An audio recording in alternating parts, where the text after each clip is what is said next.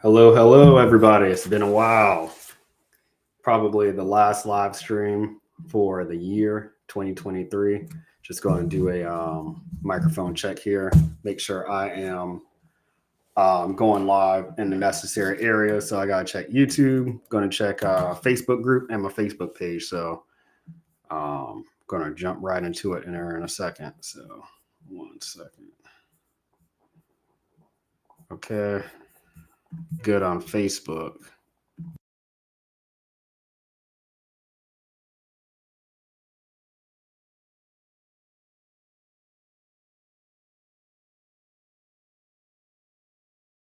All right, Facebook sounds good. Going to jump in my YouTube or my Facebook group here.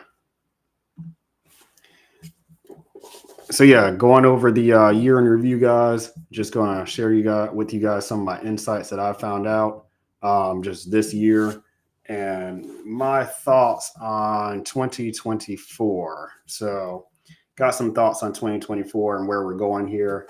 Again, this is come January. It'll be my ninth year in real estate. So I've seen the ups, I've seen the downs, I've seen some things in here. So let me go ahead and post this, and we'll be off to the races here. So just give me one more moment. Okay.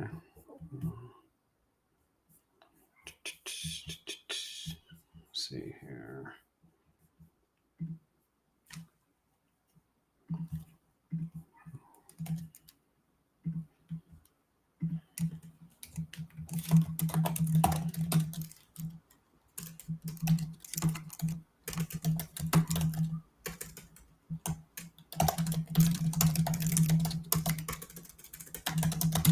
I don't know why. If anybody has any experience in Restream, RESTREAM, let me know. I don't know why this does not post on my Facebook group, so I have to like manually put this in. So no worries. So discussing the 2023 wholesaling year in review. And what's to come 2024. I'm just going to at everybody here. And if you guys have been following me for a minute or just recently, you guys, well, if anybody's been following me for a minute, everybody knows that I'm a little bit spotty with when I go live. It's just because, guys, I'm primarily consulting people like investors. So I consult real estate investors. That's mainly what I do. And I joint venture with my consulting clients on deals. Some of them I purely just consult. Others, guys, I partner with deals. So usually I got something going on every day, like every single day, guys. I've been in the trenches like for the last 3 or 4 months, guys. I've pretty much from 10 a.m. to 5 p.m. It's just been working and getting either 3 to 5 investors' businesses off the ground, like building them from scratch. One gentleman right now, he's in the Facebook group. He's from Tanzania, or he's in Tanzania, Africa. He's originally from Texas, but he's in Tanzania. And him and I have been working, doing Zoom meetings, been working through some issues with internet connectivity. But guys, we build these things from the ground up. So that's where I've been. If you guys been wondering where I've been, haven't been trying to ignore you guys or anything, but this year I've actually been working on getting some healthier boundaries around just my business in general, and not going like balls to the wall every single day to in this business. So guys, what I wanted to do, though, enough about that. What I wanted to do is actually go over just the year in review, some things that I've seen, and I'm not going to say that anything's drastic, but just some changes I've seen, some things that I think you guys need to do going into next year to have a successful wholesaling company, and things to stay away from. So without further ado, let's go ahead and jump into it. I'm going to pull up my notepad here. Let me just make sure I am streaming on my YouTube channel, because it'll be a shame if I'm not. And if you guys are here, like, let me know who's in the chat here. We'd love to know who I'm talking to. Okay. I'm good on YouTube. So yeah, guys, let me know where you guys are from. If you're here, I just don't want to be talking to myself this whole time. So let's go ahead and jump into it. So I'm gonna pull up my notes here.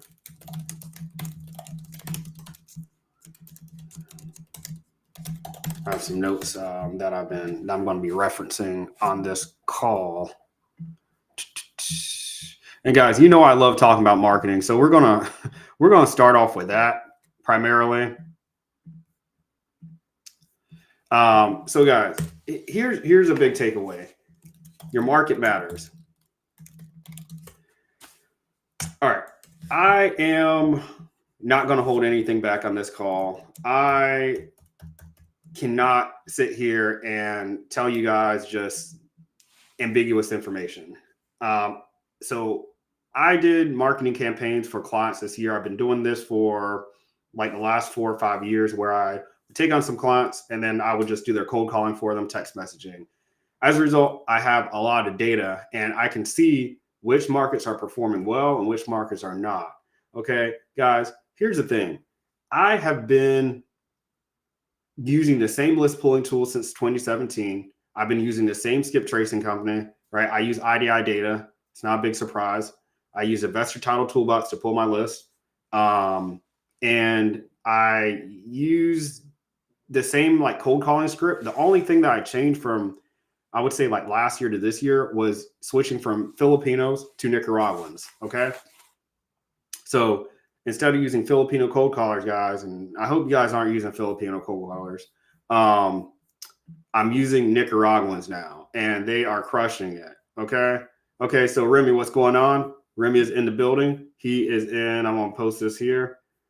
Where are you at? You said you're in, oh man, I don't know why that didn't post in over here. But on my Facebook page, he says in Mississippi. So nice. Great to have you here. Thanks for joining live.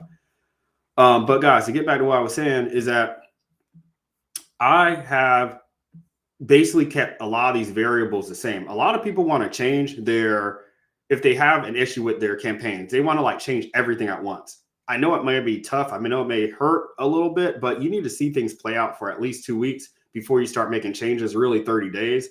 But the only thing I've changed in the last year has been my cold calling team. And that cold calling team has gotten better than the one I was using for the previous 2 to 3 years from Philippines.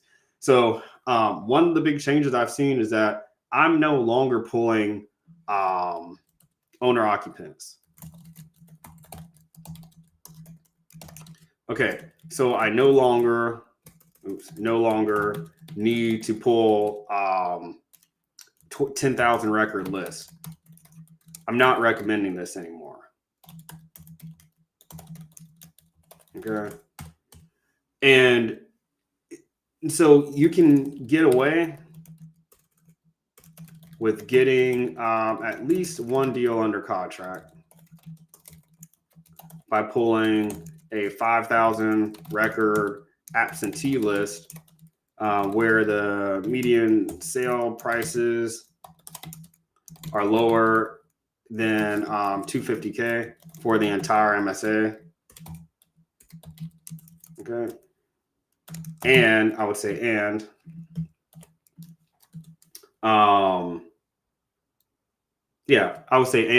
probably homes were bought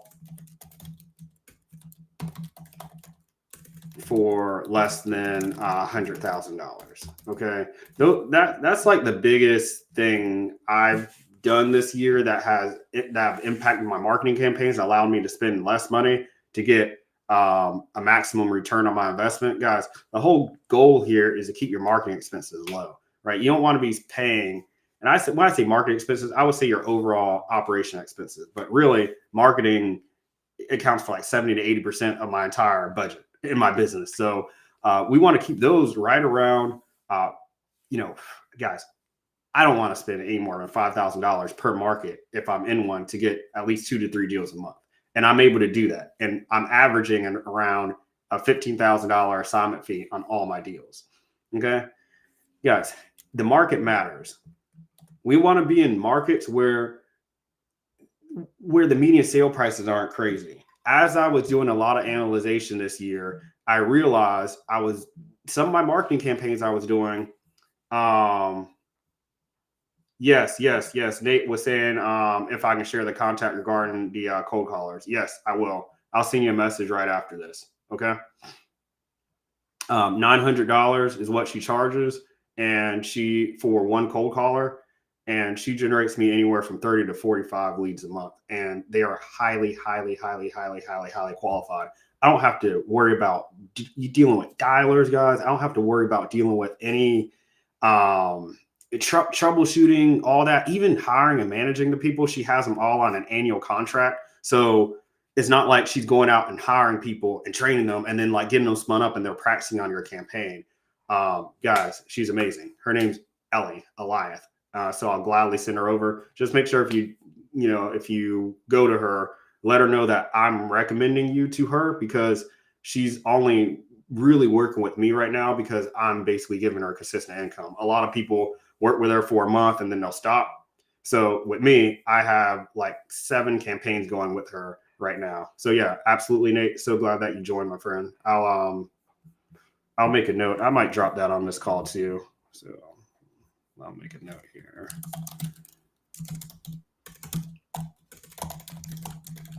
Man, I was just talking about you, Nate, too. I actually mentioned Brian to my girlfriend, and I was like, Brian and Nate, they were working together for a little bit, and so you actually crossed my mind. So, okay, so yeah, man, got you. Glad to help out. So, guys, that's one of the biggest things I've realized, and it's becoming more and more difficult to get leads in these. I call them affluent markets, guys. There's an inverse relationship here with, guys. There's an inverse relationship with the seller's motivation and the median sale price. Say the median sale price for a market is right here, and when I say that, if you average out all of these zip codes, like what their median sale prices are. Let's just say there's 100 zip codes, and you see in the last 30 days by going on Redfin, you have most of the zip codes are selling for $250,000. That is a good market. And there's a couple other things I'm looking for there, but that determines whether how motivated the sellers are going to be, right? I won't even say that, how cooperative. I don't even like saying motivated. How cooperative they're going to be, guys. If the median sale price is like in the city I started wholesaling in Charleston, South Carolina, they're like 500K right now. In some zip codes, they're like 700, 800,000, but 500K is insane for the whole MSA. So if I go there and I try to start marketing to homeowners, they're going to be savvy. So that inverse relationship I was talking about, price is over here, motivation is over here. The higher the price, the lower the motivation. Right? So if we're at 250, the lower the price, the higher the motivation, the higher the cooperation, rather. I need to say cooperation, okay? But what does a cooperative seller sound like? Guys, cooperative sellers don't have options. I don't get leads that say, my leads do not say these things. Let me take your contract to my attorney.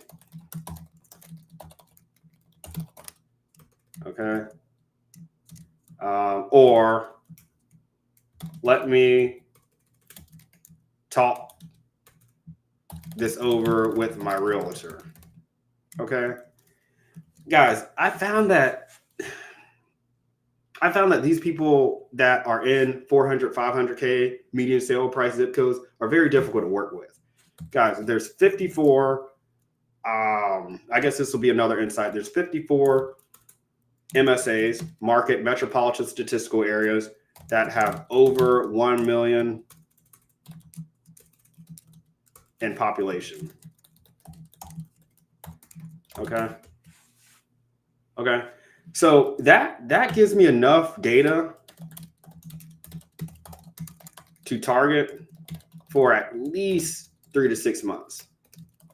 Right? I can build a solid marketing campaign around there. The more people that live in an area, the more housing units you have. The more housing units you have, the more absentee homeowners there are. The more absentee homeowners you are, the more months you can target a marketing campaign. Guys, another insight: 5,000 records, it will last you for 1 month with one cold caller. Okay, this should generate 30 to 50 high quality leads. Okay, with given the criterion above.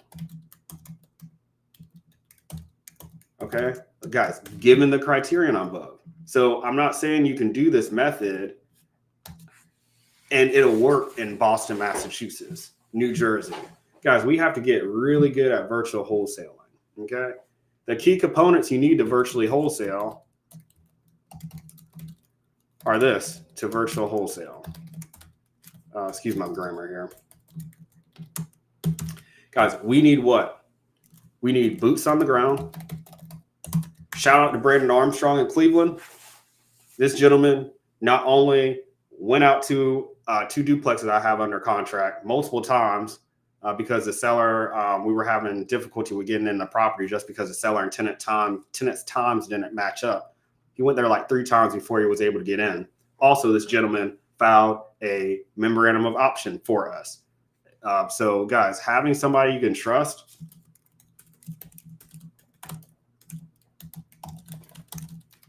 someone you can trust on the ground is of paramount importance. It's huge. It's huge. Okay. Then you're going to need a title or closing attorney. Okay. That's it. That's it. I mean, of course, and buyers, but I'll put an asterisk around there. You can generally get all of these components and more from a solid boots on the ground person. So Brandon was able to provide us with a title company that is investor friendly. Okay. So I didn't have to go and start calling around to all these people, these title companies, to see if they knew what wholesaling was, all for them to tell me, oh, it's illegal, we can't do that, yada, yada, yada. Oh my gosh. Okay. I don't have time for that. This is more of an issue in probably attorney states than title states, but still, it saved me a lot of time to know if somebody actually was working for me, right? Rather than them not knowing what they were doing with these deals. Right? I don't want somebody who said, oh, we could do assignments, and they don't know how to put my assignment fee on an agreement, or they're asking the seller for certain disclosure paperwork that they don't, that's just going to convolute the process here. And they don't realize, okay, hey, I don't want the seller seeing how much I'm making beforehand. I don't want them seeing that I'm assigning this. It's not like I'm doing anything unethical or illegal, but I want somebody who knows what I'm doing in this whole process. Okay. It's very important.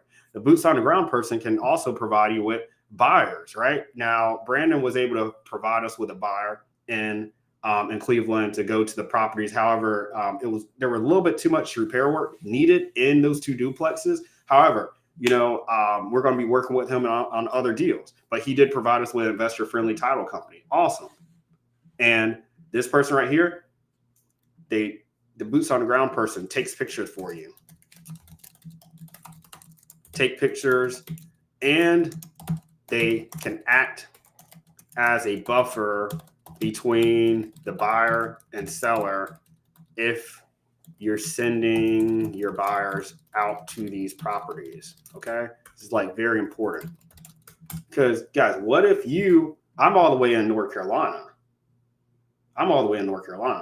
What if, now granted, the seller wasn't showing up every time we needed to go get in the house and take pictures in these duplexes in Cleveland, but what if every time we sent a buyer out, the seller was there?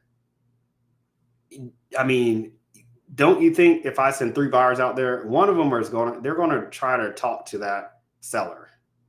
even if I tell them, hey, don't talk to my seller, they might reveal some information here.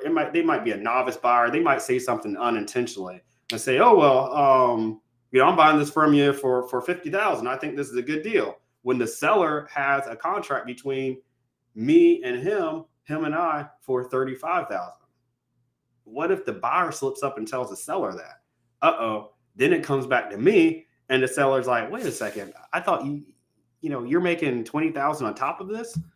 Guys, there's just some things they don't need to know. Okay. I'm telling you. So having a boots on the ground person there that goes out every time the buyer's there, and I'll pay my boots on the ground person $100 every time they go out there to the house. Having that person there is really, really important because he can act as a buffer and make sure there's no funny business going along while the contractor, the buyer's out there checking out the house. Sometimes the buyer brings his contractors over if they're smart. So that's really important. Guys, that's really all you need. And if you have a solid boots on the ground person, they could go and file a memorandum of contract for you so they can protect the deal for you. They can give you a little bit of insight on actually what's going on the ground, areas that you could potentially stay away from, areas that might be more hot than you think. But I usually know what's going on because of the analysis I do ahead of time. Okay. I'm going to post this question here. Alfred Elliott was asking, man, I would love to apply this method to wholesale multifamily. Okay, yeah, so multifamily, guys, and it's funny you asked me that because I had somebody else that just asked me about that the other day, just how to comp multifamilies. That's out of my wheelhouse. That is out of my wheelhouse. I'm not a multifamily expert by any means. So obsessed with wholesaling. That's what I do. Some of these strategies can apply, but I know with multifamily, just, you're dealing with fewer homes, fewer multifamily properties. So, instead of using 5,000 properties to get in touch with homeowners, you may need to pull a list of like 1,000 and then do combined marketing to them. You may need to direct mail them. You may need to retarget them with Facebook and Google ads. You may need a cold call, text them, send smoke signals in there. I'm not kidding over here, because you're dealing with fewer homeowners. Guys, I'm sharing this with you too, because markets are drying up. Okay. Hedge funds. Guys, excuse my political correctness here, but Hispanic homeowners in Texas,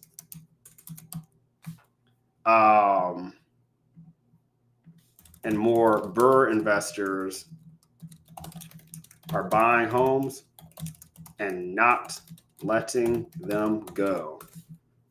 Buying distressed inventory. Okay, so guys, you need to have more tools in your tool belt going forward. I mean, I'm even preaching to myself. My strategy right now is, I'm just jumping from market to market to market to market. I don't want to give away the markets that I'm in right now. If you work with me one-on-one, I can share that with you. I had a great call with a gentleman named Mara in my Facebook group. Shout out to Mara. We had a one-on-one consultation call earlier I think on Tuesday. So I gave him, one of the main markets that I'm in that's working. There's only so many markets, guys, that are advantageous to wholesale in. Okay. Only so many markets that this method works. If not, guys, you could potentially find yourself having to generate 100 leads to get a deal. I know a lot of people are trying to get their businesses off the ground. That's fine, guys. If you've been doing this for a while and you have momentum and extra funds to put aside to do that, but I know a lot of people I'm talking to, they're in that phase where they're just trying to get some sort of consistency. This is how you get your first deal rather quickly. Okay. Guys, I only target people where they bought houses right now for less than 100,000. And I'll show you my list pulling criteria right now. And while we're pulling that up, let's go ahead and get this question here. So Wes Evans says to have backup options if your VIP buyers aren't interested to do You like tools like Investor Lift to send deals to multiple areas, virtual areas, or are you building buyers lists for each area you market to? Okay, so that's a great question. So Wes Evans basically is asking me, hey, how do I dispose my deals? And what's the order of priority? So I'll be honest with you guys. My preference is to get the deal out to as few people as possible, especially if I don't have that memorandum file. Okay, right? So I may send the buyer to other wholesalers that I know in that area. Most of the wholesalers I'm working with charge anywhere from 30% to 50% for dispo. Totally cool with that, guys. If they have a buyer that can close, that's guaranteed, that will pay what I want, I'm fine with that. I'm negotiating $20,000 spreads usually anyway in most of my deals. So I'm fine with walking away with $10,000 to $15,000. I'm cool with that. Okay. So my preference is to work because guys, I'm not doing any buyer prospecting when I'm analyzing these markets. What I'm doing first is finding the market that fits my criterion here. Okay. I'm finding markets that fit that because I know if I go there, then I'm not going to have an issue with finding motivated sellers. And so you may say, well, how do you know if cash buyers are there? This is an additional caveat. So at least 50 homes sold on average in every zip code. And you may say, well, how do I know that I'm not targeting war zones? Okay, great question. And fewer than, I would say 50 to 70 homes sold, or 50 to 70 days on the market. In wintertime, like in summer, I'm looking for 50 days on market. I'll stretch it. Like if I see in November there are 70 days on market, I'm fine with that. But guys, you have to ask yourself if you're targeting an area where you could pick up homes for underneath 100,000, okay, and homes are sitting on the market for 90 days, 100 days, that triggers a war zone for me. I'll say that again. So if I'm going to somewhere where median sale prices are 250,000, if in the United States, I know the median sale price is for a home, if I throw a dart at the map, I'll be paying, what is that? I think 400. Let's just do it right now. Let's just do it right now.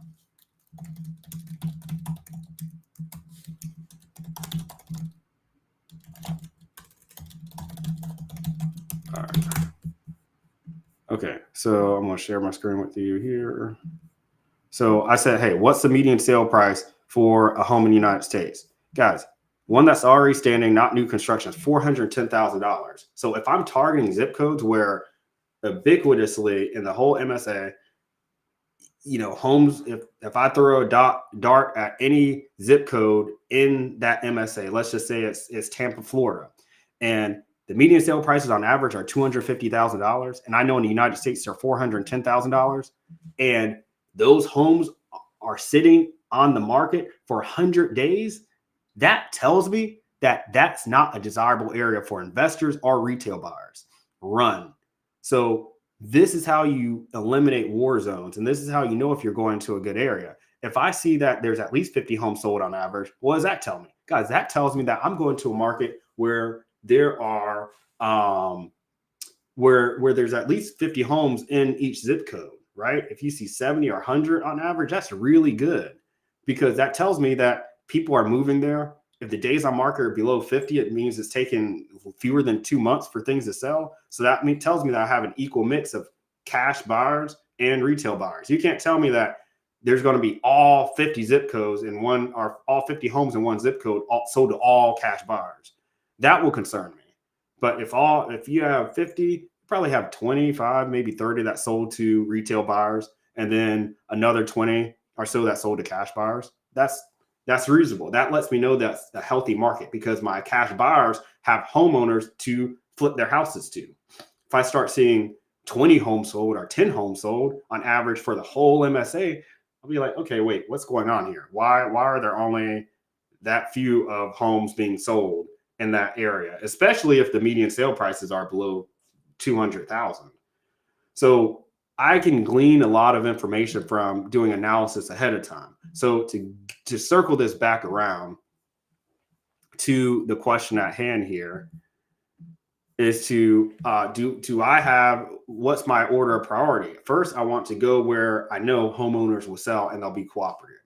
That's first. I can have a million buyers, but if homeowners are saying, let me take your contract to my attorney, let me talk this over with my realtor. Guys, I have to do my annoying seller voice. What about this one? What's your website?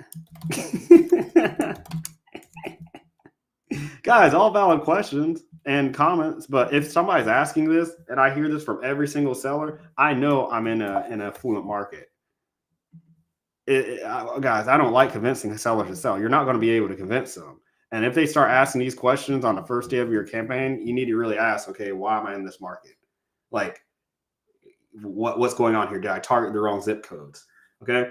So with that being said, if I go to an area that I know there's cooperative sellers and homeowners based off of this criterion that I choose, then I'm going to start partnering and identifying investors through Facebook groups or, cash buyer Facebook groups or wholesaling Facebook groups. There's probably one in your market, guys, that you can go to and you can find some solid people in.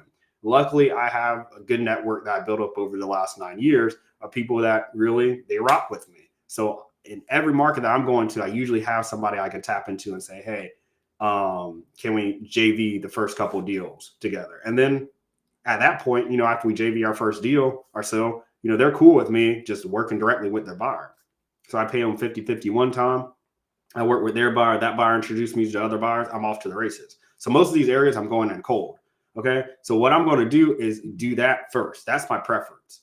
Work with people and joint venture right off the rip if I need to. Okay. The second option is prospecting for buyers. Okay. I have a list pulling tool, investor title toolbox that I use to prospect for my buyers. I have cash buyer criteria on there, and I'll have my leads manager actually part of their shift qualify buyers. I have a cash buyer qualification form that they use to qualify buyers. And I'll show you guys what that looks like. So option one is joint venturing with wholesaling partners. Option two is prospecting. As soon as I know I'm going to that market, setting aside like 10% of my marketing campaign to list pull and skip trace a list of buyers. Okay. That's my second option over there. Okay. But that takes time, just like it takes time to build up momentum in a market. It takes time to establish that trust with buyers, right? I'm not just I don't like guys calling cash buyers when I have a deal. That's like panic mode. Really, that's my fourth option, is pulling a list and then text blasting and doing a Hail Mary and hope I find somebody who's like, yeah, I'll take a look at the house. There's no relationship at all. You're entering in the conversation wrong. This person, I just found that doesn't work, at least for me. I don't like entering in it like that, because it puts you on the defense and the cash buyer on the offense, because the cash buyer knows you're looking for a buyer, but you don't know who this person is. So you're just trying to get anybody to go out to the house. They could be wasting your seller's time, wasting your time. They could be a completely green and not familiar with wholesalers. They could be a wholesaler themselves, guys. So that's something I try to avoid. My third option, guys. So I said first is joint JVing with wholesalers who have buyers in that market. Second option is pulling a cash buyer list and prospecting. As soon as I get going that market, I'm doing that when I'm marketing to sellers, when I'm cold calling them. My third option is Facebook groups. And really, I would put that up to my second option. Facebook groups are really solid to find buyers and find contacts. Okay. And my fourth option is doing a Hail Mary text blast. So I hope that answers your question. And yeah, investor lift. So I don't have an investor lift account. I have people that have it, but what I'm trying to do, guys, is reduce as much visibility, or control the visibility as much as possible. Okay.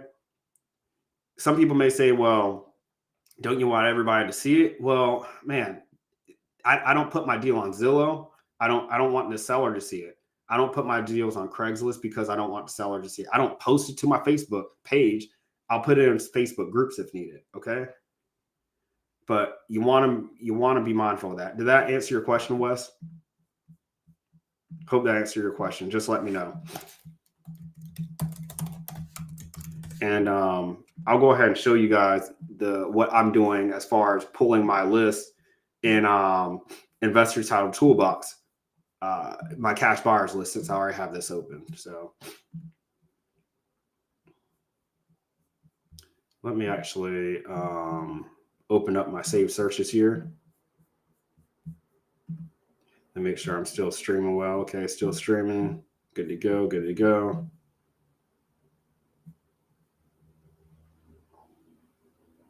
Okay.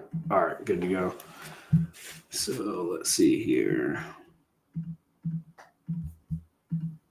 All right. Great. And we're going to go on probably for about another 30 minutes, guys. Don't want to take up too much of your time. Thanks for everybody who's joining live. Hope you're getting value out of this. And everybody watching the replay as well, because I know a lot of people catch the replays for me.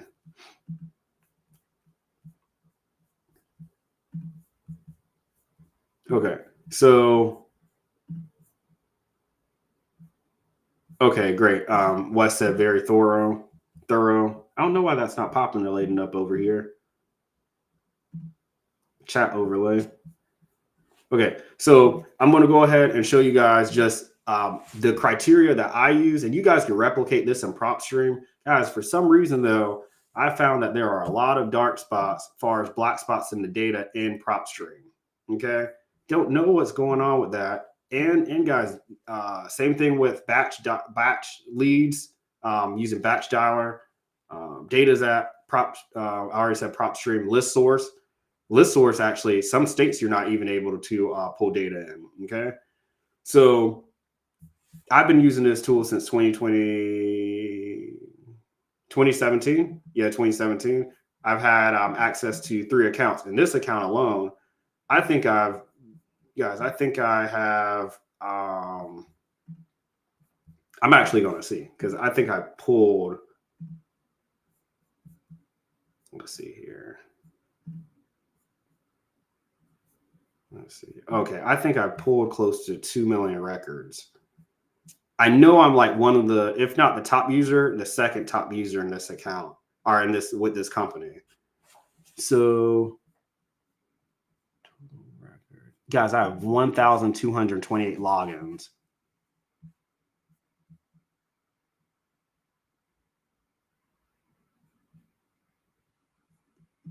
So in this account,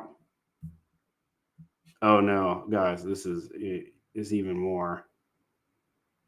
I've exported almost 3 million records, 298 or 2,988,000. Actually, what is it? 1, 2, 3, 1, 2, 3. Yeah, 2,988,815 records. So basically 3 million records.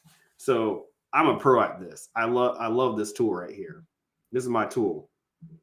I've spent a lot of time working in this. And guys, you don't need that many tools. You just need to know how to use the right ones. Okay.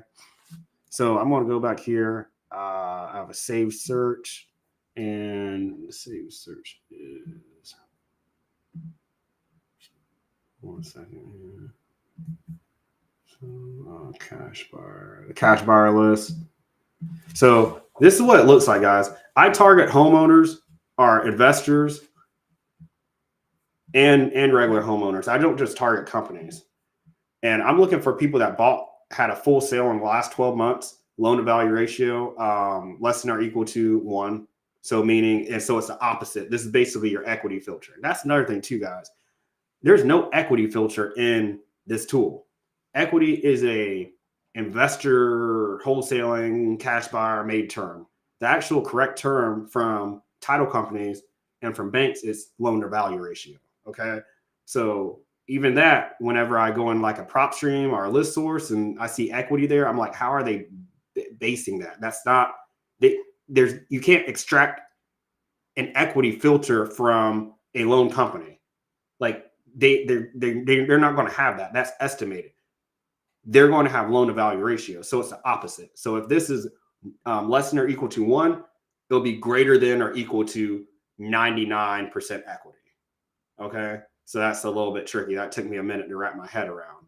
I was looking at Boone County in Missouri. And I want it. And this is another thing I do, guys. I only target cash buyers in the places where I pulled my list from. So if I'm targeting 5 zip codes, let's just say it's in Tampa, Florida, I'm not going to pull the whole county. I'm just going to pull homeowners that are in that area. Okay. So this is in Boone, Missouri. Owner occupant. No, of course you don't want people that live in the houses. So if they bought the house in the last 12 months, they don't live in it, and they have 99% equity, like that's a cash buyer. Nobody's going to buy a house and then not live in it and then own 99% of it. You know, if it's a vacation house, yeah, they might put down like 20 or maybe even from 50%, but pay it all off, highly doubtful, especially if you're targeting duplexes, tris, and quadruplexes. That's the criterion there that I use. So those are the people I would actually cold call right there. Okay, when it comes to actual calling sellers, pulling a seller list, let's look and see what that list looks like. So this is in Jefferson County, Alabama. So if I wanted to target Jefferson, Birmingham, I would do something like this. Guys, I would target homeowners that their first loan amount was $100,000 or less. Guys, if somebody paid $100,000 for their house, the same thing I said with median sale price. If price is over here, motivation is over here. If somebody paid $500,000 for their house, even if it was paid off and they have 100% equity, guys, that person is going to be less motivated than somebody who paid $100,000 for their house and they have, let's just say they have 70% equity. Because I do buy houses from people where they still have small loans. But if they bought it for less than $100,000, let's just say they owe $12,000, $13,000, I could still give them probably like a $25,000 offer. I can still make a $15,000 and $20,000 wholesale fee on that. Because most of the areas I'm targeting, the median, the cash prices that I need to be at are what the wholesale for to a cash buyer are around $60,000. That's really where I'm getting at here. Guys, I target areas where they're just easy to go to. Guys, I don't like fighting with sellers. I'll just go to a different market. And I know I need boots on the ground person. I know I need a person who has who's able to have my back and who has buyers and a title company and who could go file a memorandum of option. That's all I need. So as long as I have somebody in that market, I can go any which where with my processes. I just have to go and pick the right markets. So, and now with Investor Lift, guys, it's really easy. Only thing you have to do is pick the right markets. I actually bought a list for on Fiverr, guys.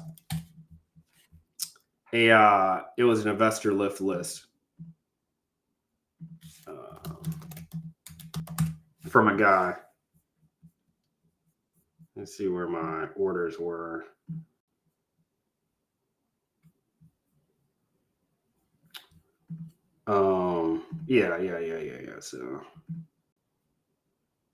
So this guy right here. And see, I had one of my clients, my client partners, JV partners, call this list, and it was a solid list, but I think he was only able to get in touch with a handful of people. So this is something I churn out over a few months.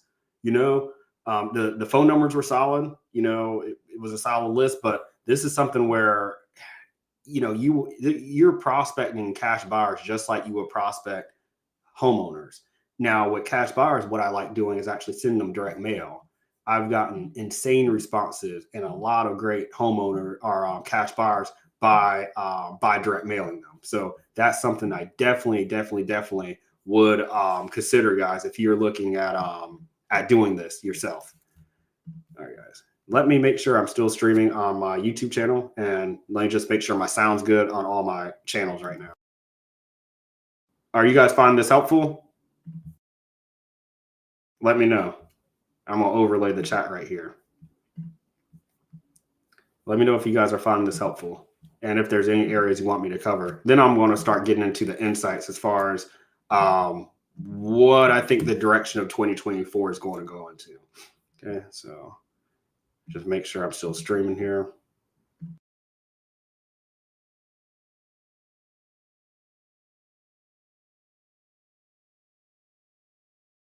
Okay, looks like we're good. So I'm going to go back to my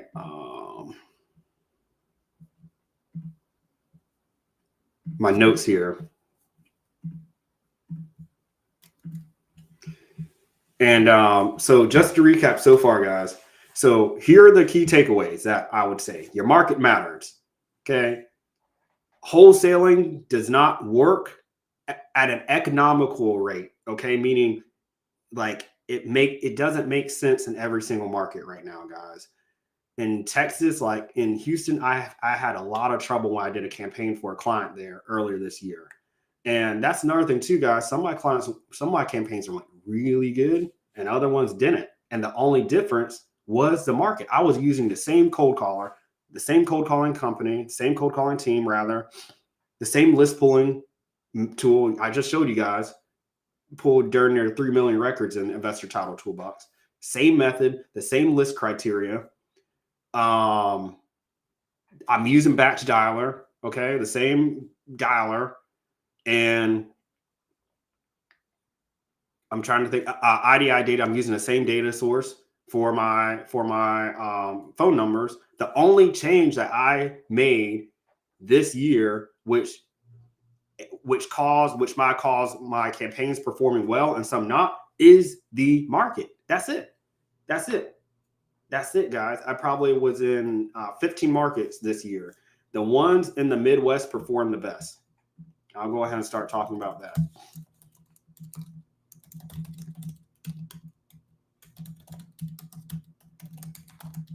Midwest markets are performing exceptionally well right now.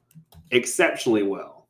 The American dream is alive and well in Midwest markets. Okay. Texas markets, I would say the markets that didn't perform well with my method. And guys, this is my method right here. I would say Houston, Baltimore, North Carolina. Just I did the one in Fayetteville, Winston-Salem. Just sort of man, I generated leads, but they weren't the leads. Guys, I generated leads, but they were not cooperative at all. Like they wanted retail. And they were more like follow-up leads rather than contract now leads. Like, hey, I want a contract now. Are they're in the ballpark of what I would offer, right? So, meaning we weren't worlds apart as far as my offer price and contract price. Oh, another thing too, guys, with this criterion I use, I consider it, because I didn't really know a name for it, but I consider it an absentee landlord, senior landlord list.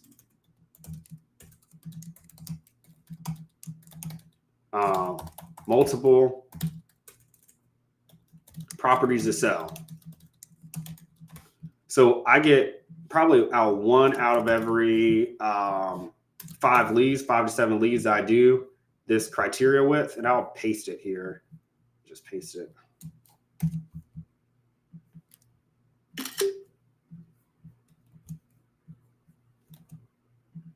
Okay.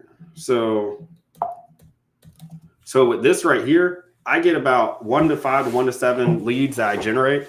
The seller has multiple properties, and most of the people are old.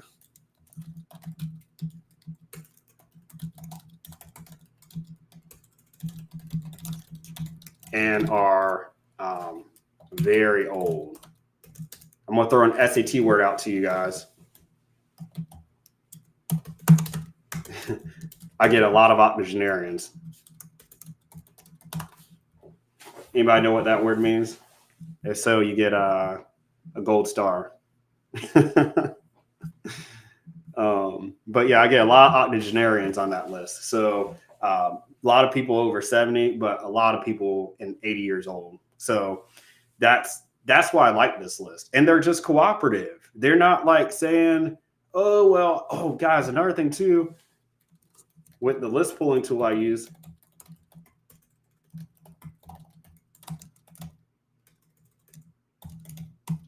I rarely get people that have, I would say rarely. I would say it's not as common to get people that have had a lot of offers.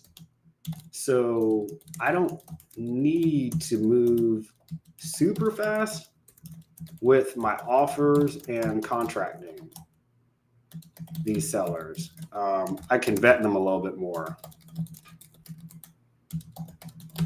Title is always clean and no more than 2 homeowners on the deed.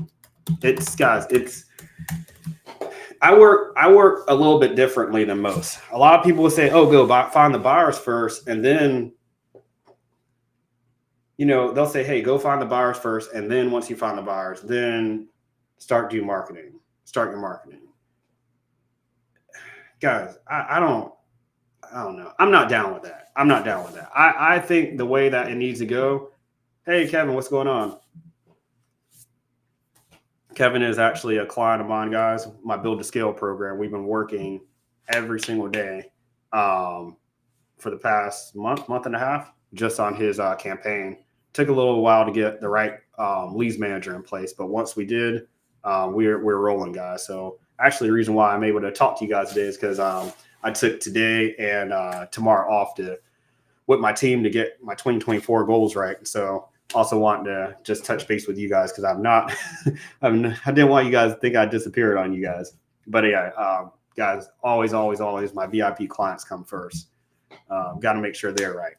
But yeah, so guys, most of the homeowners that we're targeting, it's all about eliminating bad leads that come through, right? Guys, nothing is more frustrating than finding a lead that's out in the middle of nowhere and the seller's motivated, but there's 2 homes that were sold in the last 30 days. There's not going to be any buyers there. Guys, that can end up veering my team off on the wrong path. And on top of that too, guys, I'm building my company, hence the name of my Build to Scale program and my Facebook group. If you guys are in this, watching this on there, it's called Build to Scale for a reason.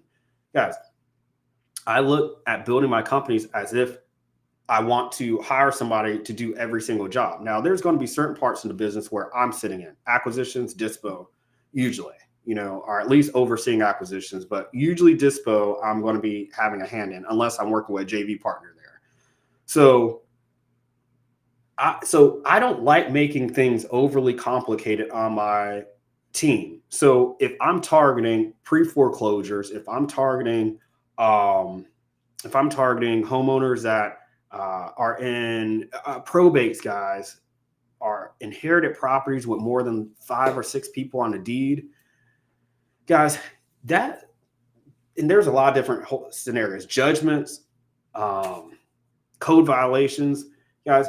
I'm at the point in my career, and I train people whenever they're starting their real estate companies to start their companies just right on the right foot. You don't want to start building a rubber band ball or having a rubber band ball that is so convoluted where you just have to throw the thing away and start with new rubber bands. It's like you have a kink in your hose. You don't want to have a kink in your hose, and then there's all these kinks in the hose, and there's like 100 kinks by the time you've been using this whole hose for 6 months, and there's barely a little water pumping out of it, and it will take you 6 months to unkink that hose rather than you could just go buy a new one. So there's a reason why I teach my processes a certain way, and it may seem I'm very tedious, or it may seem like, okay, well, why we do it like this? He could get a deal a lot quicker if he did it like this. Guys, it's not the point of getting a deal quickly. If I want to get a deal and show people how to get a deal quickly, I would say, hey, download my distress zip code list, target all the distressed homeowners or distressed zip codes that have high density, that bought house and where the median sale prices for those zip codes are underneath 200,000 and where there's at least 50 homes sold. Guys, they'll probably give you maybe like 1,100 zip codes. Pull a list in 20 of them. They'll be in different markets, different cities, but pull a list there, do a cold calling campaign, get a deal. But this is what happens, guys. What happens after you close that deal? Guys, I had a young lady, I'm not going to say her name, but she bought a list from me like 2 years ago. She made a $23,000 wholesale fee off of that. True story. I have the testimonial in my screenshot from the Facebook message and my Google Drive right now. But she ended up taking that money. And guys, I'm not about to sit here and go have my hands out when somebody closes the deal. Oh, you want to come work with me again? Oh, come on, bro. I'm not on that. I'm not pressed for that. But I should have, because she went and spent that money, blew it on SEO and a website coaching program and to get SEO leads, and it backfired. Okay. So you want to have a plan, guys. If you don't have a plan, without a plan, you plan to fail. It's very important. I want to reference this. It's my wholesaling timeline to drive this point home. So I made this a few years ago. I think this was 2020 whenever I created this. And I like referencing this on my calls with my clients, and just I'll share this with you guys. If you guys have been rocking with me for a minute, you've probably seen this. But these are all the components that are involved in a wholesaling business. Okay, guys, I've consulted one-on-one hundreds of investors, like individual strategy session, guys. I went in I was doing an audit on my iCloud drive. I typed in strategy session from Zoom, and guys, there were some names I couldn't even remember. Guys, I was on a roll. Like, I'm seeing one from a guy named Jeremy Ferguson. I'm actually pulling this up. I have no idea who that is. That's going to load here in a second. But I mean, I have, if I go on my Zoom account and I just type in strategy session, there'll be at least 100. So I've been doing one-on-one consultations since 2018. Okay. I'm sorry, what was that? You're doing some virtual. Okay. Yeah, Jeremy. I think it was from my 80-20 group. But so my whole thing is I'm a researcher, guys, and I'm trying to gain insights. These strategy sessions were for my clients, but they were for me too. I was trying to figure out, okay, what's the common theme here that's causing investors to get tripped up, and what are the commonalities between these wholesaling businesses? For me personally, guys, I found that when it comes down to it, this is the process from start to finish to get a deal. Now, it may seem overwhelming now because there's a lot of information out there being thrown at you guys, and there's a lot of vanity tools. There's a lot of vanity metrics. There's a lot of vanity information. What do I mean by that? Metrics, data, tools that don't really help you get the job done. Guys, at the end of the day, I realize there's not going to be an AI automation. There's not going to be anything that can help me automate it wise, move my deals forward in this process. I have an operations manager, executive assistant right now that's helping me manually push these processes through. They're stuck points. Okay. And I have somebody sitting in every single seat that you see here. Some of these are combined. So where I get involved, if I were to start an LLC today for my wholesaling, Garland Investments LLC, today, what would the next step I would be? I would immediately do market research. A lot of people are like, well, let me just pull a list. Let me get code violations. Let me get pre-foreclosure list. Yada, yada, yada, yada. Guys, people are trying to work pre-foreclosures and have no idea what that entails. Guys, if you work in a pre-foreclosure, you better be partnering with somebody like me to work through that deal. I learned the hard way. I had to get a bank authorization form. Number one, I got a specific power of attorney from a homeowner. Okay. That was the first thing I needed to get. So specific power of attorney so I can speak on her behalf regarding this deal, because there were so many moving components. I need to be able to speak to the bank or her attorney at a moment's notice. So I was able to get have access to that, and I was able to become an authorized user on her account to be able to discuss the deal, the property, to the bank, to see what the payoff amount was and just some other things I needed. It was a lady called Phyllis Mullins, 881 Ashley Avenue, 29403, Charleston, South Carolina. Then I had to take that user authorization form and go speak to the foreclosure attorney. And I was calling this guy. My heart was beating like every day, because at any point he was hot and cold. He could change his mind and said, "Oh, well, we're foreclosing on it tomorrow." He was like messing with me at one point. And so I had to make sure that I was not, I was juggling. It was like I was juggling all these balls, and I was trying to get the property out to buyers, because every buyer that came and gave me an offer, they gave me like an offer, at least it was like $30,000 or $40,000 lower than the loan payoff. I really was just trying to get her $200,000. That was her loan payoff. I wasn't experienced at short sales at the time, so I wouldn't even know where the first place to start to do that. So luckily, I found a buyer on Bigger Pockets, a guy named Jay Heinrichs on BP, and he came, saw the house. He ended up actually tearing the house down, and we literally closed that thing like 2 weeks before it was actually going to foreclose. The no kidding foreclosure day. Guys, why am I telling you this? If you want to run an automated wholesaling business, you're going to have to be involved every single step of the way. And you're not going to have employees that help you do this stuff right here, which is really important, and help with acquisitions without an ass of training. Excuse me, guys, if you're at work. Try to keep my profanity to a minimum here. But without a heck ton of training, they're not going to be able to perform and deal with a scenario like that. Especially if you're dealing with a virtual assistant. If you need to contact the bank and you're going left, you're going right, you're going up, you're going down, and you're trying to work your own deals yourself, and let's just say it's the end of the day, it's like 4 or 5 o'clock, you're beat, you're going to be like, oh my gosh, the bank's closed. It gets pushed to tomorrow. So the whole goal is for your employees to take a weight off your shoulder. Again, why am I saying this? If you don't have these processes in place, if you don't methodically think about the market that you're going to, the type of list that you're pulling, even how you're marketing to it. If your marketing system is go high level, you have all these email automations. If they go from this funnel, that funnel. If you cold call them first and you text message the people that cold call back, you mainly skip trace the sellers that don't that don't pick up, or you get wrong numbers for, guys. You're not building an automated business at that point. You're working in your business. You might as well stay in your 9-to-5 job. Guys, it took me till 2020 to really master these concepts. That's 2015, 16, 17, 18, 19, 20.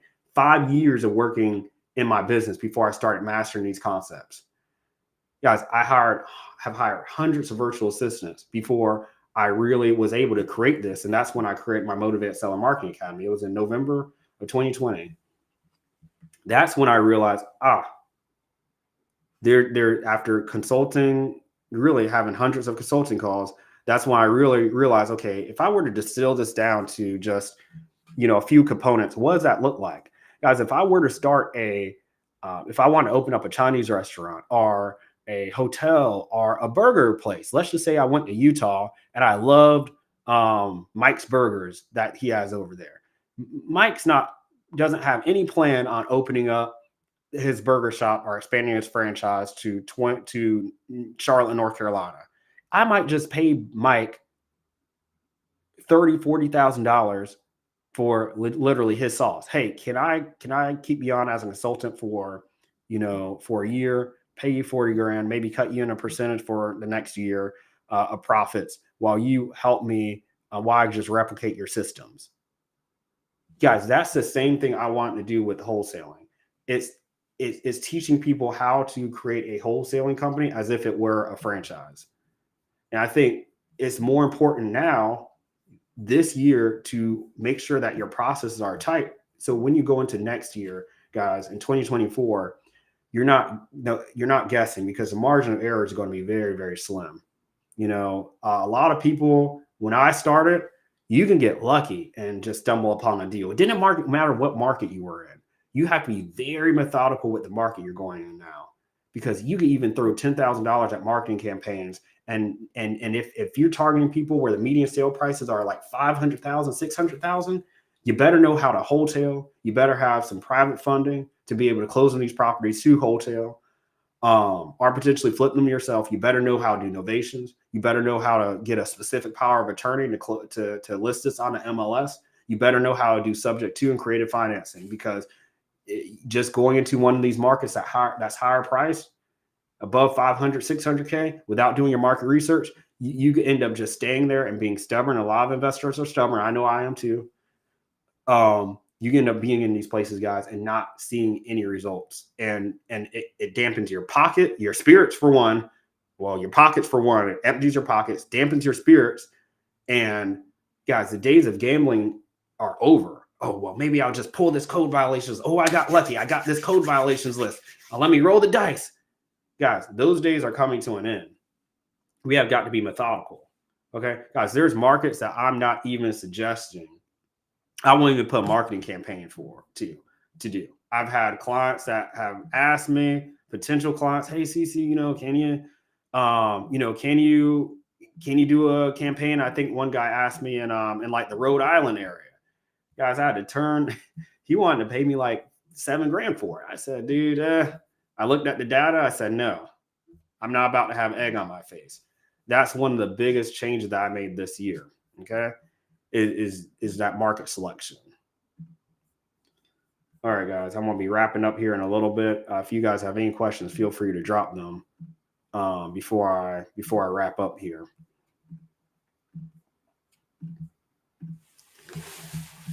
So I'll recap here just so we're all on the same page. So I'm making sure the market's important. The market I'm pulling, it fits this criterion right here. Very important. I'm not targeting a 5,000, 10,000 record list. 5,000 records with one cold caller, dialing full time. So 8-hour shift, 1 hour break with 2 or 3 15-minute breaks in between. As long as they're getting anywhere from 250 to 500 dials in batch dialer, that's what I recommend, guys. I recommend batch dialer. I've used Five9. I use ZenCall. That was one of my favorites for a while. I've used Mojo. I use Call Tools. Batch is what's up. So I'll actually add that. I'll tell you my tool stack right here.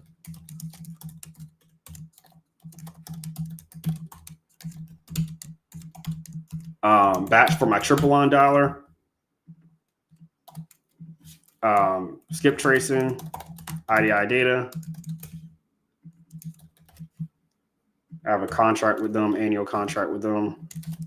So if anybody needs to get a list pull, you don't want to get a contract, just touch base with me. Skip tracing, IDI data, list pulling, investors, title toolbox. I have an annual contract with them. So if anybody needs a list, touch base. List pulling, investor title toolbox. What else? CRM, follow-up system. Guys, and I've been using all these tools for at least going back to 2017. I'm going to put the dates here. Investor Fuse 3.0. For e-signature, DocuSign. I'm not using CallRail or single line dialer because I could call in I could single line dial in batch dialer. So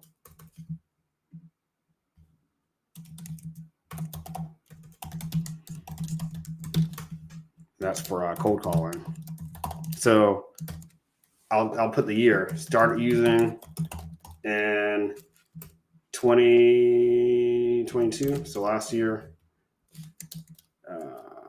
2019,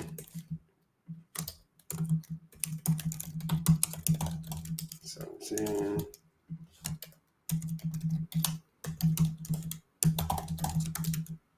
17. Yeah, I think I've been using it in DocuSign since I started 2015. Guys, that's my stat right there. And leaner is better. Guys, notice I didn't say, oh, I use this thing for automation. I don't use this as automation. Notice I don't have any texting platform on here either. If you want to text, guys, knock yourself out. That could probably generate you another 20 or 30 leads. But I'm waiting until all this dust settles with the texting stuff, right? Guys, I'm eight going on 9 years in come January 9th, 2024. So I'm pretty much 9 years in. And so where I'm at right now, guys, is I want to have a little piece of my wholesale business. I truly want to get it automated. How automated can I get my wholesaling business? That's where I'm at right now. And so I found that, guys, I invest a lot in training my team.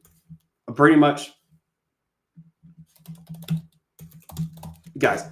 every day I train my team, every single day.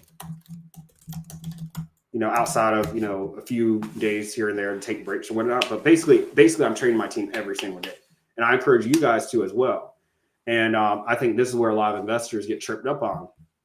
If you guys want me to assist with training, I do have my Build to Scale program, but I know a lot of people, they're hiring me now just to go in and do 1 hour trainings with their leads managers.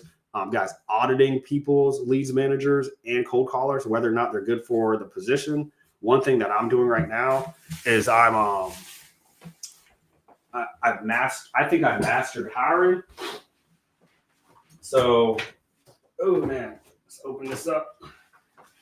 So what I'm doing right now is everybody in the world has a specific birthday profile. Okay. This isn't astrology, guys. And trust me, I'm like the most, non-woo-woo person when it comes to my business. Like, I'm not going to do anything in my business that's going to, that's not backed by empirical evidence. All right. So you guys have been following me for at least, 2 years. I've been talking about Myers-Briggs, like 16 personalities types. So I'll share this with you. What I found, guys, is that there are certain personality types that fit certain job roles.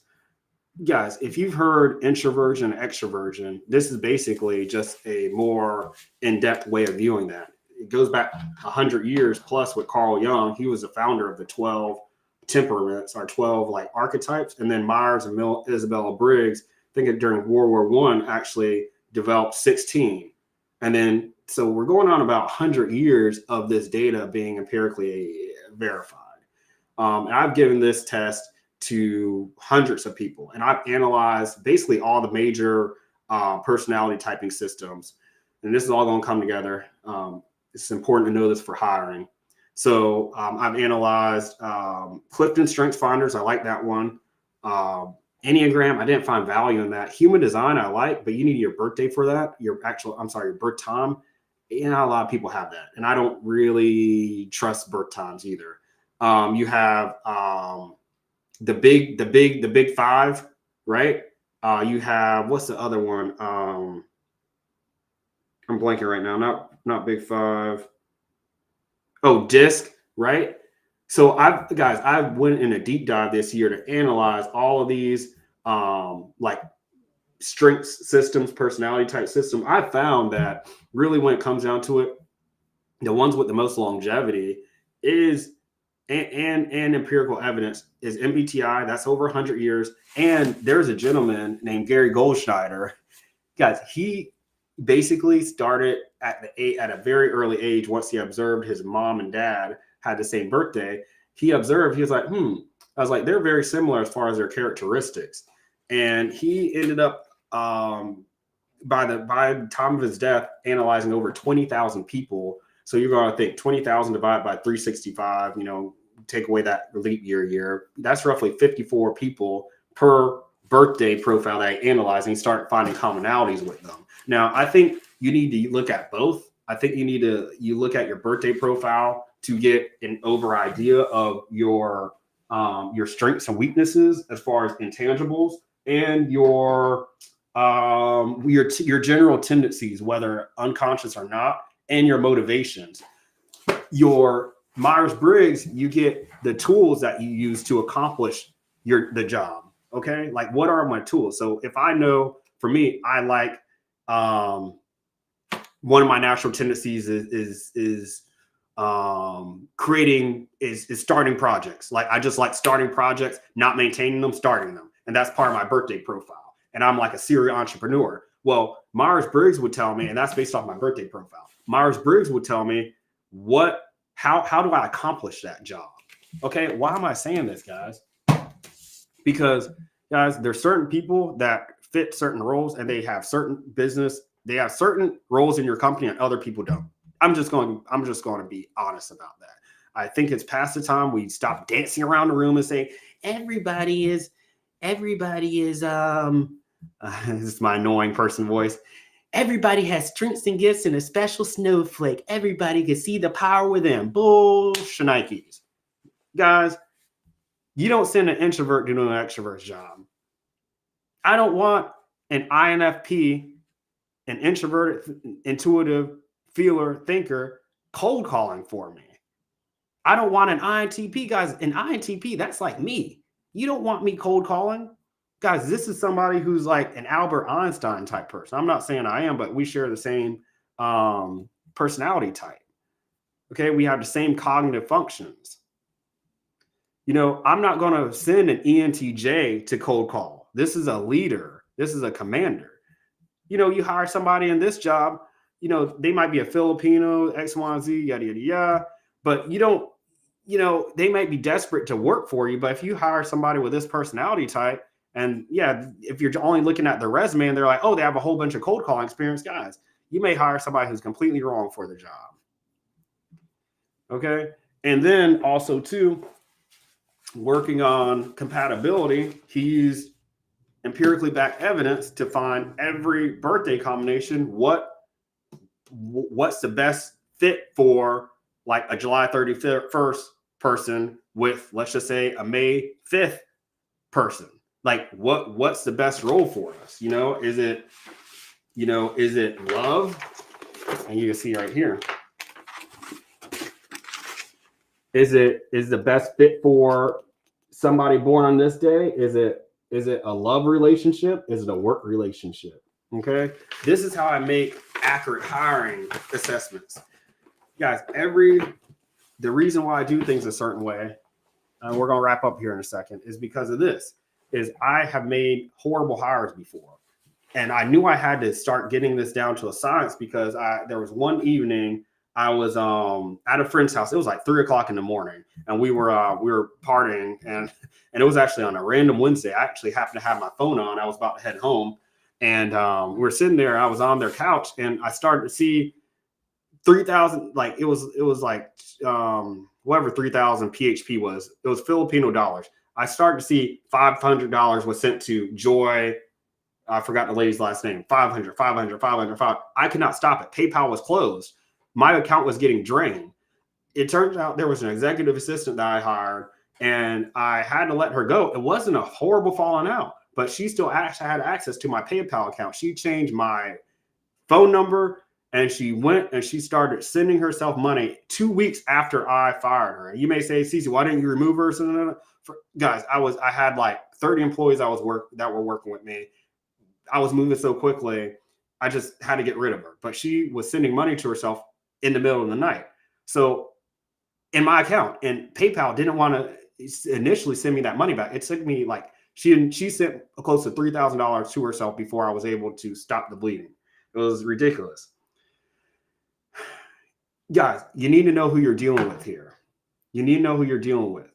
Guys, you can't tell me that we're in the year 2023. We have AI this, and I think AI is a marketing scheme or whatever. But we have all these things that we can do, automated, all these advanced algorithms. We know each and every part of the human body down to a T and down to a science. Guys, it's time that we actually start leaning on empirical evidence and previous information, previous knowledge, and at least some sort of framework to know who's a good fit for the job. If I can say that an introvert and an extrovert might be good fits for a position, can I go a step further and say an intuitive? Can I say a thinker? Can I say a perceiver? Can I say a judger? I would say this, guys. I would say another insight that I got this year, far as a leads manager perspective. So if you want somebody to do leads management for you, I think, or even acquisitions, I think an INFJ is a great person to hire. I think an INFJ is a great person to hire as a leads manager. They could be a cold caller too, but I think their skills are better spent in the leads manager role, especially, guys, if you are not an intuitive person. So if you have an S here, so if you like are ESFJ, ISFJ, ISTJ,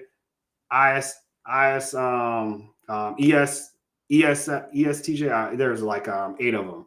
But I don't come across too many non-intuitives in this industry. But if you are not an intuitive, guys, you really need to have an intuitive to have your back. And guys, when you're talking about negotiating with homeowners, if you're talking about managing CRMs and all these moving parts, guys, you have got to have somebody who is sitting in this pocket who actually is able to think in your absence. Guys, have you ever had an employee that worked for you and it seemed like you had to spoon feed them step by step by step by step, everything?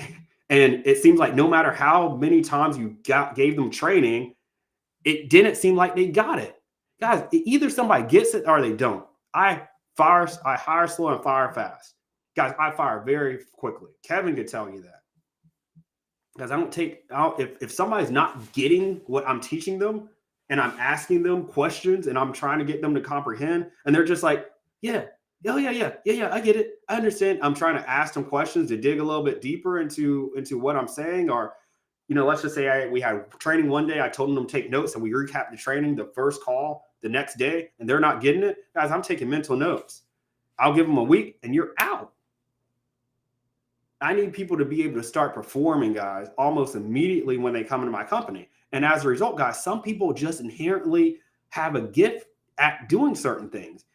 For instance, guys, you guys have probably heard certain people like guys, you've probably seen baseball players, basketball players, some people that appear prodigious. And you're like, man, they're just naturals. Guys, it doesn't stop. Being a natural just doesn't stop at sports. Guys, I figured this out last year, the perfect role for a project manager, I wouldn't have this person cold calling for me, but for a project and operations manager is an ISTJ.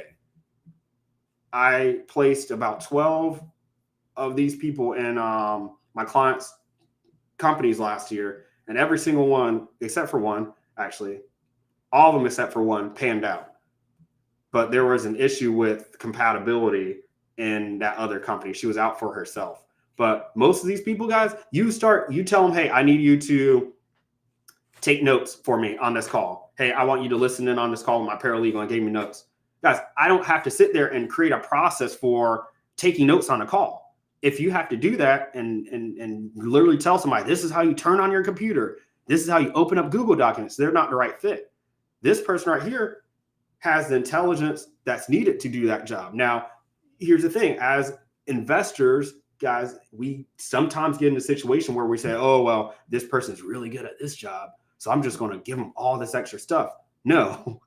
You need to be able to know the seat that each person is fulfilling. Okay. You need to know, number one, the seats that you're looking for. Like what are the components in your company? Excuse my stutter there.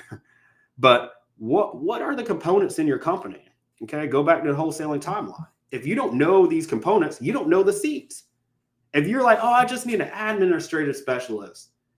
Yeah, to do Excel work, to pull lists. Oh, yeah, they'll do some cold calling for me. Oh, I want to do transaction coordination. Guys, you just named like 4 different job roles that require 3 different individual skill sets. An operations manager, executive assistant, they are overseeing this whole process. They're like the manager of everybody. And they're the ones that fill in these gaps here. they're the ones that review everybody else's work. Why? Because they're highly responsible. They're highly capable. Every single person that's an operations manager that I gave this Clifton Strengths Finders test to, and I had a young lady named Jay Descalza. If you guys worked with me last year at all, you probably had communication with her. Her name was J. Give me 1 second. Open this up. I'm trying to find her Clifton Strengths. I've noticed too, guys. A lot of these. I'll open this one up. A lot of these Clifton Strengths are based off the personality types. I've seen that some people are. There's commonalities between these personality types. So I'll say that again. So I've seen, if you're an ISTJ, I've seen that the Clifton Strengths Finders, when I give them, that's another test assessment over here, I found that a lot of these ISTJs share the same Clifton Strengths. I'm like, over here, I'm thinking, okay, am I able to like replicate people? Like literally. I mean, guys, I view the world now not in terms of black and white, yellow, brown, people's skin color. I don't view the world in terms of chaos. I think there's organization here. And I think I think, even if I think I'm unique, I think there are 5,000, let me do this. I think there's 5,856 personality types. That's taking 16 personality types with 366 birthday profiles. I think there's 5,800 different types of people. Like if I were to play a video game, like 5,856 different characters in this world. That's what I think. Okay. Knowing that, I'll also get to a position where I was not, guys, if I lost an employee, I wasn't freaking out and saying, oh my gosh, that was the best employee I lost. I can go and simply just replicate them. To go back to the ISTJ, this person, Edsta, I hired her for a client of mine, Joseph Lau. I found that the purple themes, these executing themes, these are things that help people get things done. They help you get things done. Guys, I have strategic thinking in like all of my themes in my top 5. I just sit there and think. I think. I don't have any executing themes in my top 15. So guess what, guys? Nothing gets done. I have to lean on other people to get things done for me, or else I'm not gonna. Things just aren't going to get done. So what I do is I look at this and I say, okay, I want somebody with high discipline, responsibility, all these executing themes. What if I have 2 people that have nothing but relationship and strategic thinking things? Things aren't going to get done. So if there's people here that ask me, they're like, hey, would you, can you help me see if my business partner and I are compatible? Guys, I'm looking at all these things to determine that. Guys, I want to make sure if I hire or bring somebody else on, it is a time commitment and I'm not wasting my time. I'm not wasting my time because it takes a long time to train somebody, and we're going to be basically married to each other up until that person knows the job where they can do it on their own. But it's important that you have the right fit. For instance, if I need a MacBook for my art class, say I'm studying art at my liberal arts school, and they're like, hey guys, a MacBook's going to be the best for this because you're going to want to get Adobe Professional, Adobe Pro, CapCut, all these things. And I come in there with a Linux or a Windows tablet. I may be able to get some stuff done, but it's going to be very difficult for me to follow those instructions. That's why it's important knowing who you're dealing with first and foremost. It's super important. Getting the right person for that role. Okay, guys, I know I went every which way here. Just for the people that are still on and the people that are watching, market selection is big.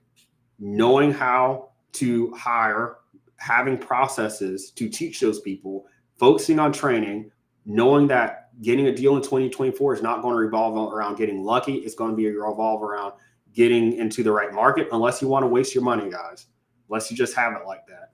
But if you're trying to get your first deal, I will highly suggest going to highly distressed zip codes and going to zip codes where the median sale prices are below 250K for the whole market, and then focusing on zip codes that are starting off lower to high. So if I go to a market where it's 250,000 and below, I'm going to an area where the zip codes median sale prices are starting at I'll start at like 80,000 and work my way up. I don't want to go to all the higher end zip codes from there, like just starting off. I'm not going to just target 400, 500,000 zip codes, because there's an inverse relationship with the higher the price is, the lower the motivation. So the more somebody bought their houses for, the less motivated they're going to be. The higher the median sale prices are in an area, the less cooperative they're going to be.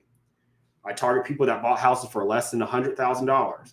I target people that have bought houses that are sitting on lots for less than 10,000 square feet, less than a quarter of an acre. Why do I do that, guys? So I'm making sure that I'm targeting homes where I'm able to get comparable sales. Okay, I don't want to go get a motivated homeowner and they're sitting on an acre lot and I'm not able to get a solid comparable sale. There's a mobile home right next to me. There's a McMansion down the road. Guys, that end up veering you off on the wrong path. And you end up trying to make a deal work, and you can do all this work just to get a $2,000 assignment fee. We're not trying to do that. I'm negotiating $20,000 spreads, guys. My sweet spot as far as resale price right now is around $60,000 is what I'm wholesaling it to buyers for. I'm contracting properties around $30,000. I'm only targeting absentee senior landlords who have multiple properties to sell. 1 out of 5 people that I target have multiple properties to sell. Why am I doing that? So it takes a burden off my shoulder so I don't have to be involved in every single deal. I focus on teaching my leads managers right now, generating comps, underwriting deals, same thing. Generating offers, same thing. You know, all those terms are interchangeable. I'm teaching them that so they can call the seller and give the seller an offer. And if the seller is within our offer range and my leads managers are highly accurate with their offer, guess what? They could then be forwarded to me. But if I have 100 leads coming in my CRM every week, and I have to get involved in every lead because I have pre-foreclosure that I'm targeting. I have code violations I'm targeting. I have foreclosure homes that I'm targeting, 30-day foreclosures. Guys, I'm going to need to get involved in every single deal. I don't have a job at that. I don't have a company. I have a job at that point. Guys, we build our companies as if we are building $1 million companies, right? If you're just trying to get your first deal, guys, get your first deal. If that's important for you to do that, great. But guys, I do not teach that. That's against my tenets, right? People that are, and I'm turning a lot of people away right now that want to work with me. I've turned somebody away. The young lady I told you guys about in Washington that made that $23,000 wholesale deal. She came back to me and she said, "Hey, I'm ready to join your program." But we had a conversation and it seemed like she needed to get deals in the process every month in order to sustain the program. Guys, I'm not putting that stress on myself. That's very stressful on me. And honestly, anybody that's coming in my system just to get a quick deal, they're not of the mind of learning the business. So the same thing's going to happen after I leave after 90 days. They're going to be left not knowing what to do. So it's important, guys, knowing how to run the business, knowing which components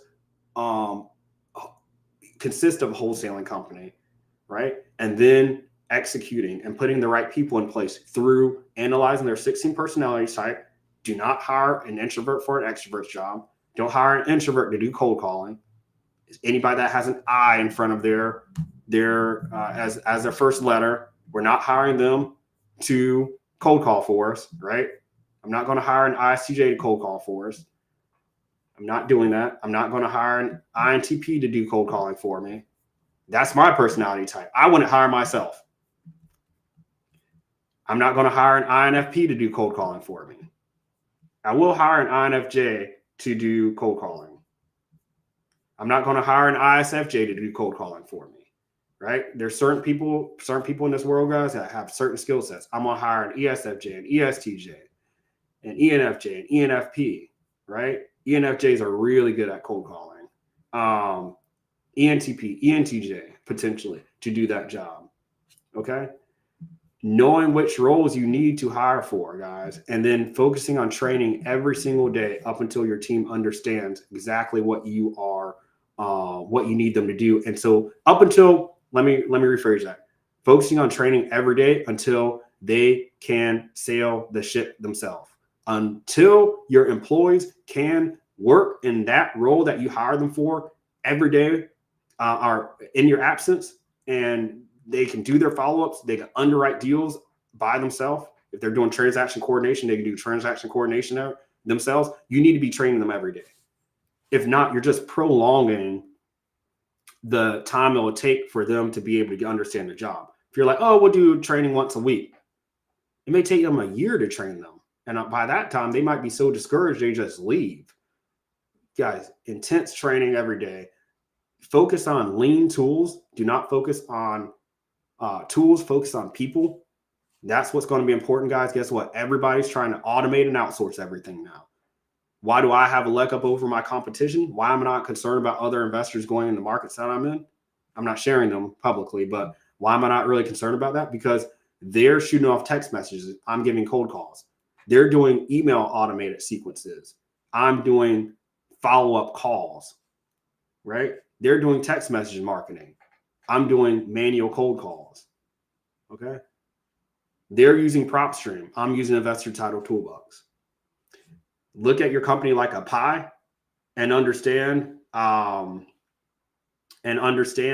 that when you have your company, guys, you have your company is not just comprised of one piece, especially your marketing. So if this is a circle, forgive me. If this is a circle, I can't do that. If this is a circle right here, 10% right here, guys, is probably going to be your cold call team that you're using. 20% of your success might come from your list that you're pulling. 30%, it's like a pie chart. 30% at the bottom might come from your list or your market that you're in. Okay, another 20% might come from your dollar that you're using. Another 5-10% might come from the data you're using. All these components in general cause your campaigns and cause your company to be a success. It's not just one thing. It's not just one thing. Wes was asking, where can he find more information about my Build to Scale program? Hey, so shoot me a message here, info@ccgarlandmarketing.com. And then we could chat. So send me a message there. I had like an intake form, but my schedule's getting sort of tight right now. And we always, guys, if that's going to be a little bit too pricey for you or a little bit too dense, I always have my one-on-one consultation sessions that you guys can join as well. So you can book a strategy session, and that's going to be on my website, quicksellerleads.com. So that's something that you can always take advantage of, and I'll show you guys that too. I actually had a great call with Mara. I don't think he's on this call, but Mara, he pops up sometimes on these calls, and we had a great consultation call, and they're just like this, guys. You know, we spend about 10 minutes going over just the overall business, right? The problems that you're having, you could dump on me, and then that's why I straight go into diagnostic mode. So I don't end the call until you have all the questions that you need answered. Okay, I don't try to upsell people or anything on those calls. Whatever we need to go over, I'll give you. I'll tell you on those calls the markets I'm in. Right, I told Mara the market that I was in. That's really my top market right now. Okay, but yeah, so guys, and also Wes, I'll make a note just to send you a message too on Facebook. Just I'm gonna eat some lunch after this, and then I'll shoot you a message. Okay, so let me take them out. And also Nate, I need to get Nate the Ellie's cold calling contact information. So guys, if you have any other questions, do you guys find this helpful? Hope you guys found this helpful. I'll do a few of these, probably up until the new year, and then I'm going to be right back on it. Like I said, I work with my clients one-on-one, so they get my priority. But guys, those are the key insights that I found for this year. It's really, guys, if you don't take anything else away from this call, picking the right market. Like that's very important. Not going anywhere where there are a lot of Hispanic homeowners and the median sale prices are quite high. If you need to get in touch with me, shoot me a message at info@ccgarlandmarketing.com. Guys, thank you so much for joining. Thank you for everybody that joined us live. Hope you guys found value out of this. I will talk to you guys later. Hope you guys enjoy your day. If I don't touch base with you till the new year, have a safe and happy new year. Hope everybody arrives in the new year in one piece. I know not everybody makes it to the new year. All right. And, unfortunately, there's not going to be people that make it till the first. So really pray for you guys' safety and good health, both mental and physical. I will see